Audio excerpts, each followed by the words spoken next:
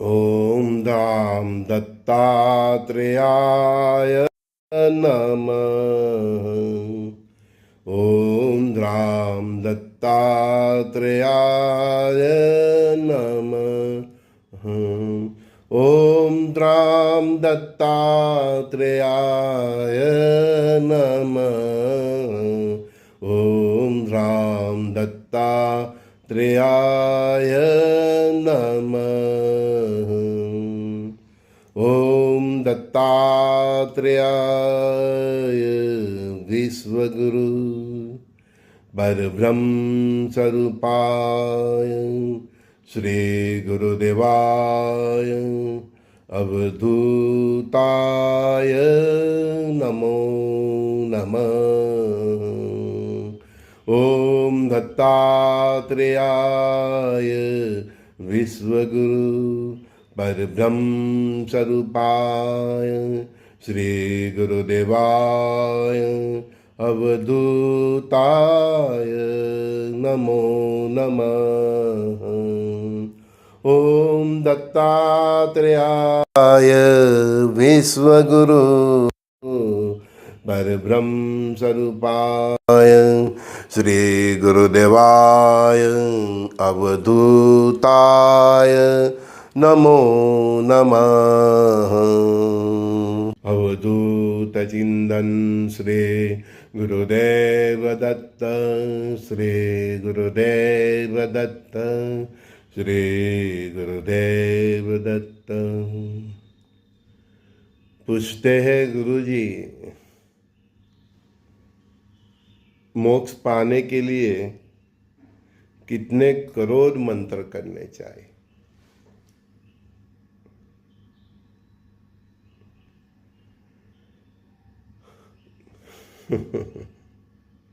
ध्यान मूलम गुरु मूर्ति, पूजा मूलम गुरु पदम, मंत्र मूलम गुरु वाक्य, मोक्षम मूलम गुरु कृपा।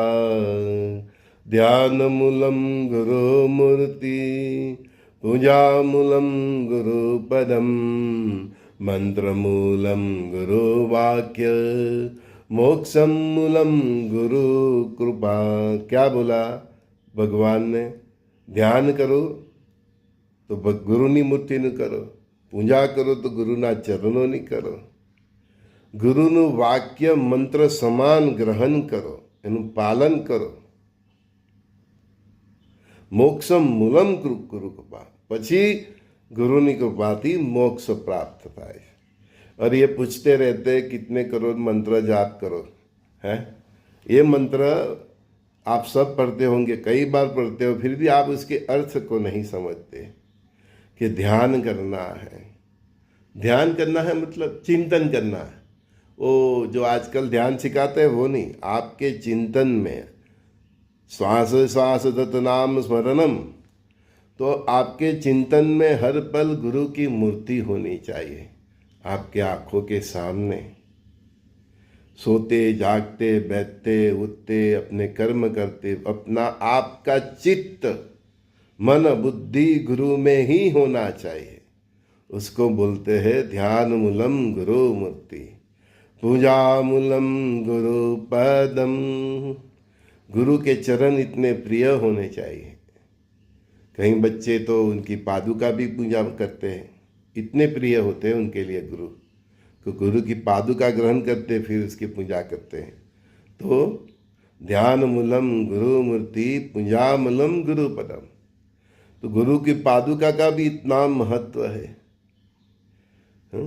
आपका चरण, आपका स्थान सदा आपके इष्ट देव, आपकी देवी, आपके देवता के चरणों में होना चाहिए।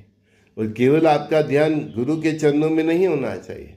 आपके सामने जो भी माताएं आए, जो भी बहनें आए, जिन्हें प्रकृति ने नारी का स्वरूप दिया है, तो आपकी दृष्टि भी उनके नहीं आपके चरणों में होनी चाहिए। समझे? नज़र घुमा के बात करे वो ही तपस्वी है। बहनों के साथ आंखों से आंखें मिलाने वाला, उसका रूप रंग का दीदार करने वाला भक्ति नहीं कर सकता। ध्यान मूलम गुरु पदम, पूजा मूलम गुरु पदम।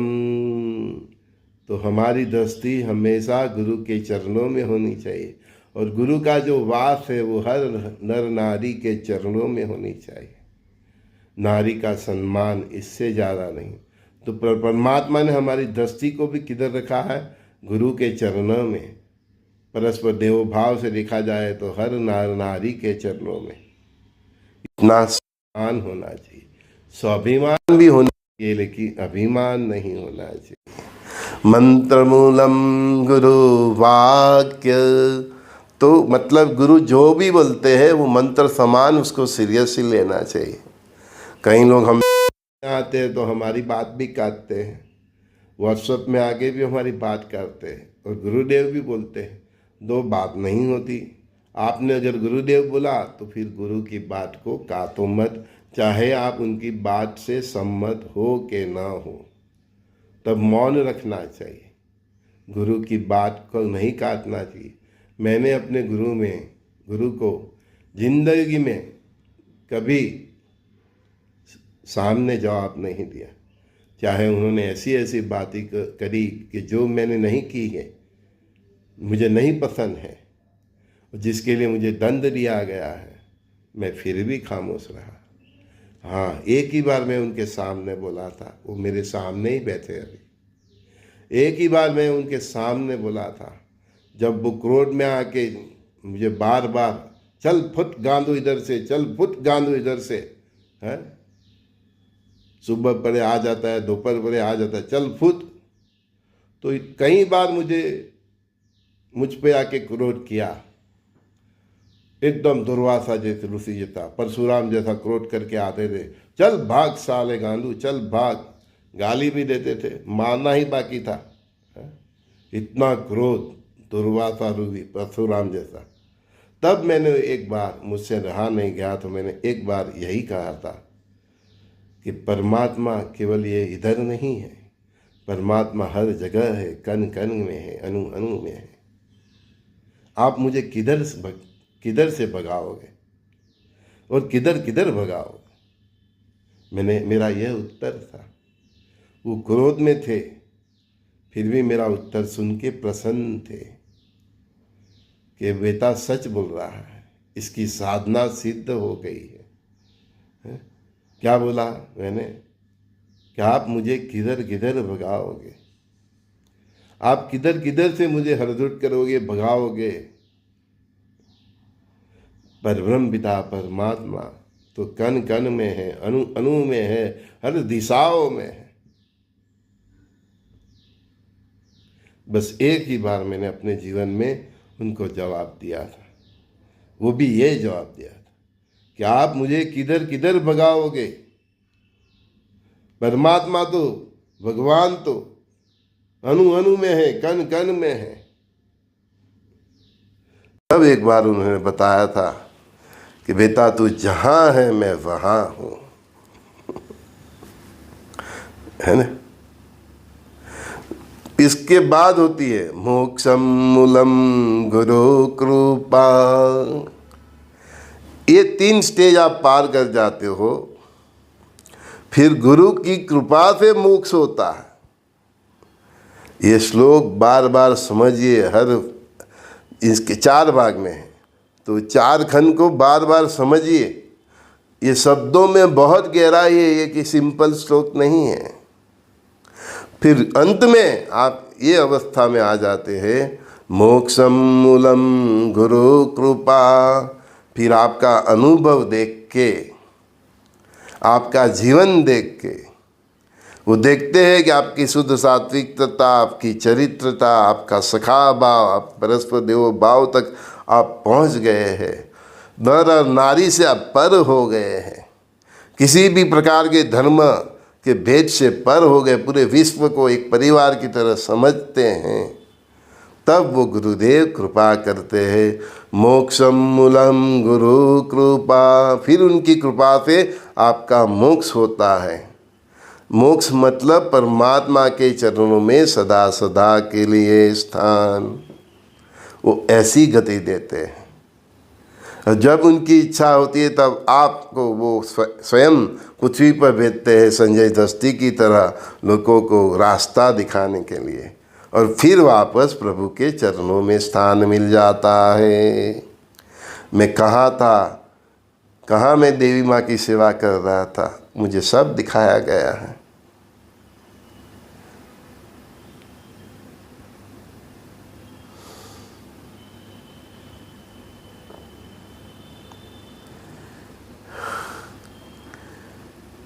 गुरु कृपा केवलम, बस मेरा जन्म ही आपको रास्ता दिखाने हुआ है। मैं वापस उन्हीं के चरणों में सदा सदा के लिए चला जाऊंगा। तभी तो मेरी माँ ने नाम रखा संजय, और दृष्टि किसने दी? यही गुरु महाराज ने। देखने का दृष्टिकोण, उसको दृष्टि बोलते हैं। कुछ पागल ये समझते हैं कि संजय दृष्टि मतलब केवल वो महाभारत के संजय की तरह बस दूर दूर का युद्ध देखता, लिए जन्म नहीं हुआ है।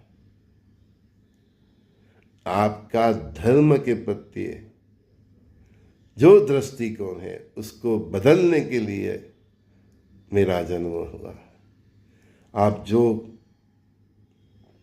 शंका कुशंका में घिरे हुए हो, ये तंत्र मंत्र में घिरे हुए हो, ज्योतिष में घिरे हो,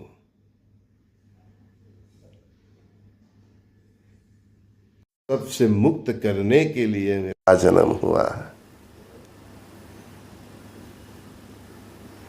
मैं यहाँ तक पहुँचा तो किस आधार से पहुँचा?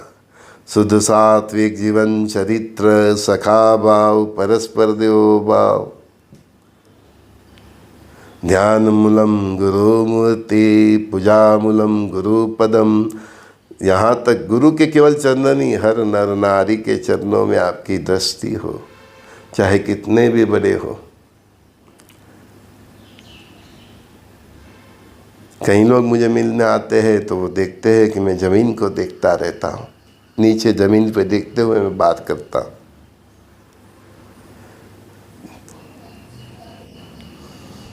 पूजा मूलम गुरु पदम, आपको मिलने आने वाला हर नर नारी भी वही परमात्मा का अंश है।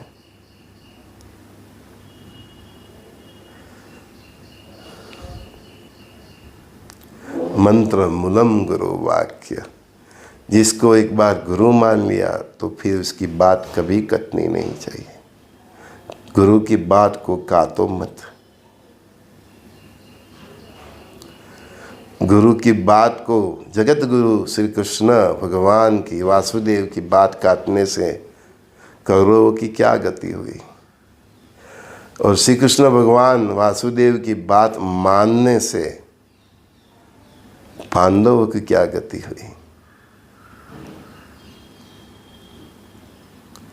फिर मोक्षम मूलम गुरु कृपा, फिर वही जगत गुरु की कृपा से पांडवों का कल्याण हो गया। कितना मंत्र जपते हो ये इम्पोर्टेंट नहीं है,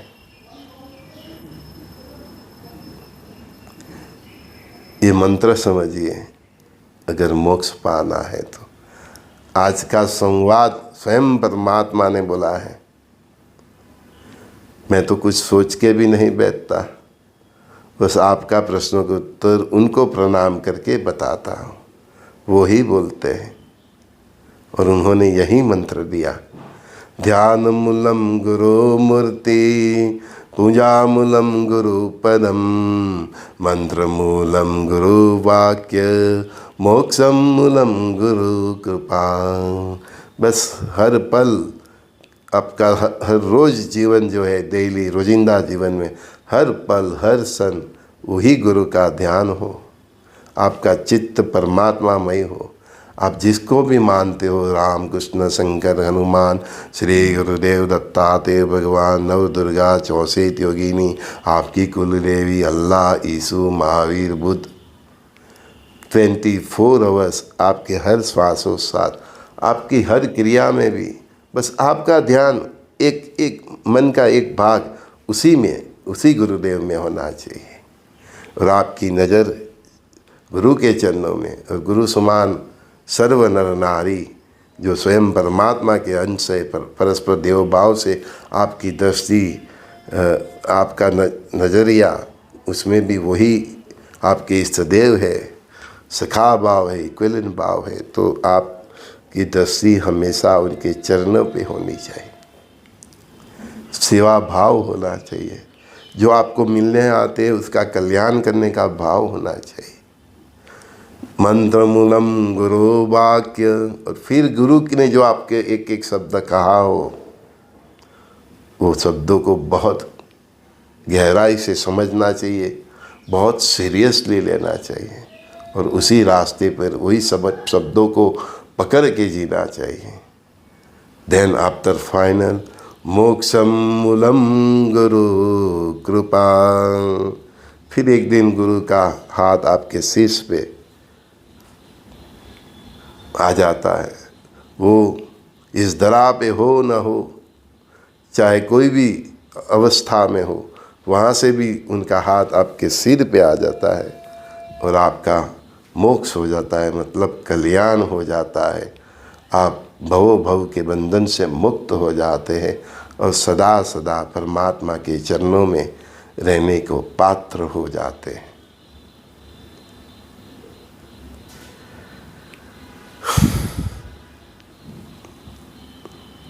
तो फिर प्यार से गाइए।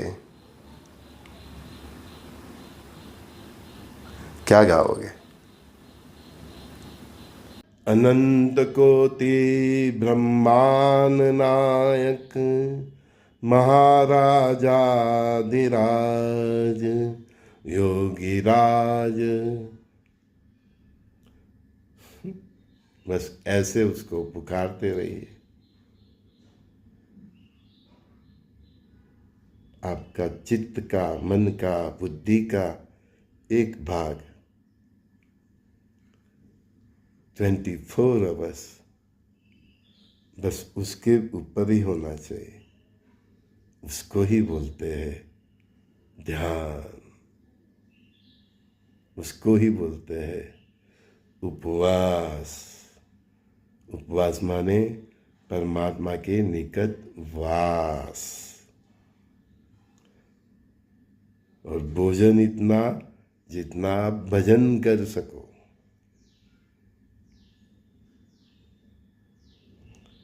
परमात्मा के कीर्तन में, ध्यान में, मस्ती में आप जितनी क्षण खाना पीना नहीं खाते, खो जाते हैं, वही तो उपवास है कि आप उतनी क्षण उसके पास आपने वास किया, उसमें आप खो गए। भूखे मरना उपवास नहीं है। श्री गुरुदेव दत्त।